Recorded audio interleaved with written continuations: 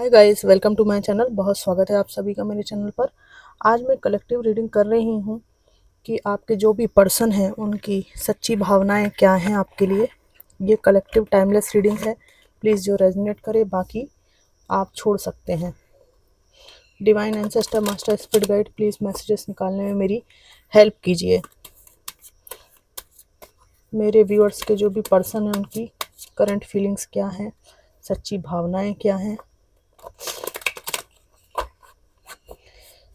Divine please messages को निकालने में मेरी हेल्प कीजिए।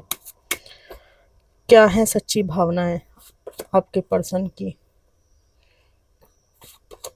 Magician, night of pentacles, the emperor,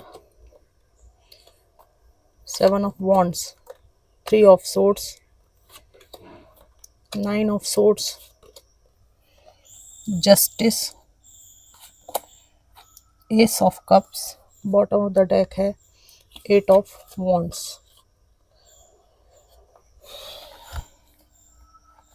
सारे कार्ड फिसल रहे हैं।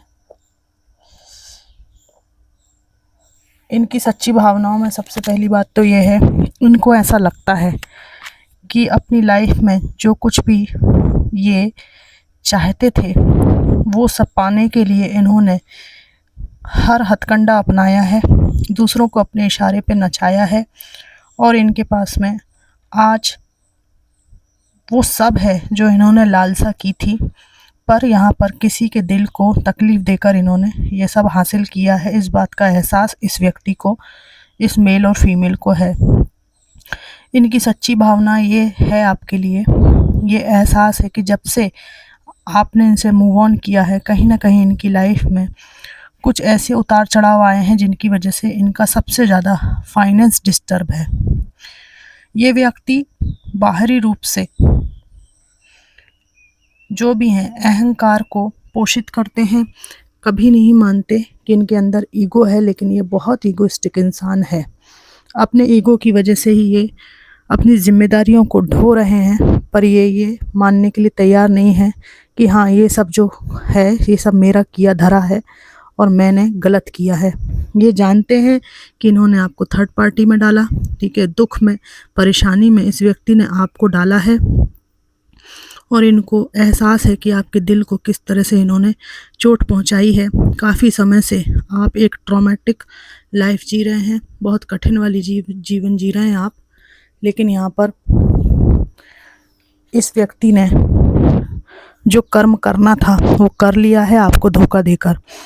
आज इनको एहसास होता है कि इन्होंने आपको ऐसी स्थिति में डाला जहाँ पर आप अपने लिए केवल एक ही मांग कर रहे हैं, ये व्यक्ति आपके जीवन में हो या नहीं हो। इनको ऐसा लगता है आपको केवल न्याय चाहिए। कुछ लोगों का यहाँ पे कोई लीगल बैटल चल रहा है जिसमें आपको जजमेंट चाहिए और इस व्यक्ति को आपके साथ नई शुरुआत चाहिए, जहाँ पर आपका रिश्ता जुड़ सकता है और नहीं भी जुड़ सकता है। लीगल बैटल के कारण अलग अलग सेपरेशन होने वाला हो, तब भी ये व्यक्ति आपकी ज़िंदगी में कहीं ना कहीं किसी न किसी रूप में बने रहना चाहता है। इनकी सच्ची भावनाएं ये हैं कि ये काश आपसे बात कर सकें। ये कम्युनिकेशन का कार्ड है, लेकिन ये देख रहे हैं कि आपको इसमें कोई रुचि नहीं है। इनकी सच्ची भावनाओं के लिए लास्ट में मैं इनके मैसेजेस भी निकालूंगी। इनको अपना पुराना समय याद आता रहता है जब ये आपके साथ थे, और कभी आपके बारे में ये भी सोचते हैं कि काश इन्होंने इम्पल्सिव डिसीजंस ना लिए होते या स्वार्थ से ना चले होते। आज इनके पास सब कुछ है, लेकिन जो सच्ची चाहत होती है उसकी कमी वाकई में इस इंसान को खलती है।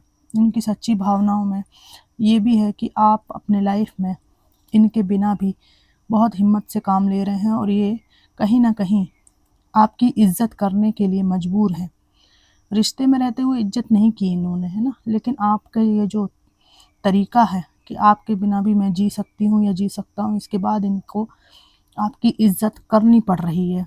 इसमें आपकी स्ट्रेंथ है, ठीक है ना, कि आपने इज्जत करवा ली इनसे। आपके प्रेम के कारण इस व्यक्ति ने इज्जत नहीं दी आपको, कभी नहीं दी, प्रेम के कारण कि आप इनको प्रेम करते हैं, लेकिन आपने जो इनके प्रेम के बिना जीना सीखा उसकी वजह से ये मजबूर है नाक रगड़ने को, अपने कृत्यों पर मानने को ये मजबूर है कि हाँ,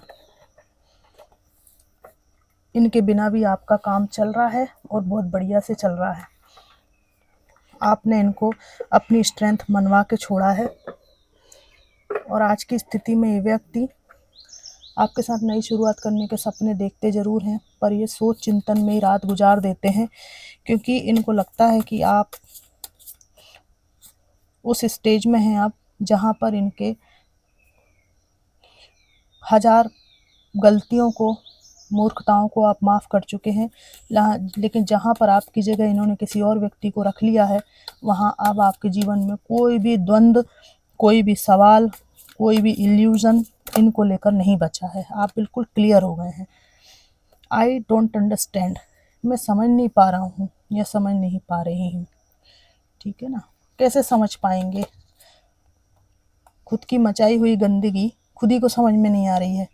the heat between us is intense, आपके बीच में रिश्ते की गर्वाहट बहुत इंटेंस थी, ये इनको कहीं नहीं मिल रही। I have to let you go to find myself, खुद को भूल चुके हैं जब से आपने इनका हाथ छोड़ा है। ठीक है, क्योंकि सही पथ प्रदर्शक इनकी ज़िंदगी में अब कोई नहीं रहा।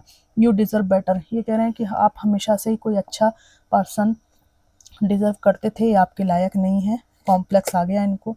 चाइल्डहुड ट्रॉमा की वजह से कई समस्याएं इनको अपब्रिंगिंग प्रॉब्लम हो सकती है और टॉक्सिक कुछ ट्रेट्स हो सकते हैं। इमोशंस ओवरवेलमिंग, भावनात्मक रूप से बहुत बिखर जाते हैं। ये कह रहे हैं मैं अपनी ज़िंदगी में ब्लॉक्ड हूँ। और इज़ इट ओवर, क्या ख़त्म हो चुका है सब कुछ? तो यहाँ पर ये नई शुरुआत करना चाहते हैं और पूछ रहे हैं कि क्या सब कुछ ख़त्म हो चुका है?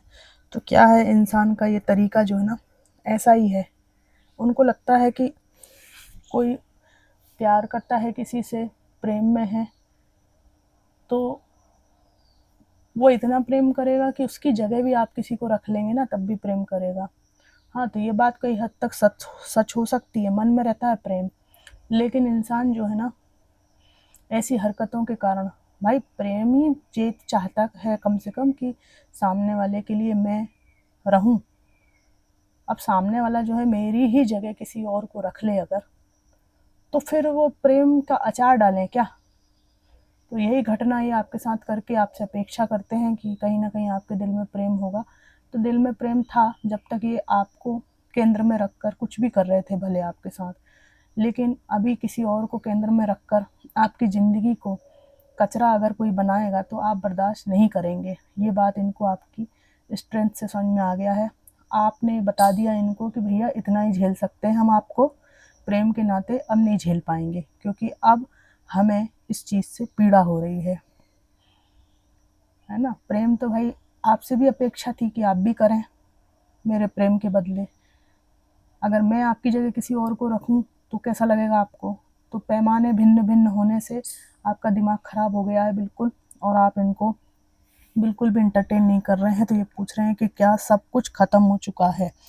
तो फ्रेंड्स, ये थी इनकी सच्ची भावनाएं आपके लिए। ये रीडिंग आपको कितनी मैच करी ज़रूर बताइएगा। खुश रहिएगा। Thanks for watching.